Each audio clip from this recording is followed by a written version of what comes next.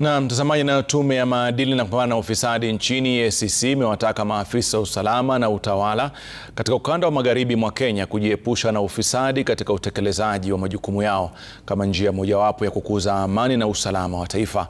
Akihutubia maafisa wakuu wa polisi na utawala wa mkoa wa Magharibi wakati wa warsha ya usalama iliyofanyika Mumias, kaunti ya Kakamega hiyo jana, mkurugenzi wa EACC katika ukanda wa Magharibi Eric Ngumbi alisisitiza haja ya maafisa wa usalama na wale wa utawala kutambua ufisadi kama mojawapo ya changamoto kwa amani na usalama, na hivyo basi kuunga mkono juhudi za kupambana na ufisadi nchini.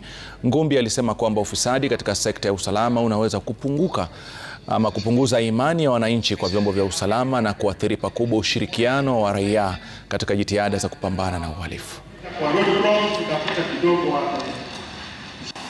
So we can safely say that corruption is an obstacle.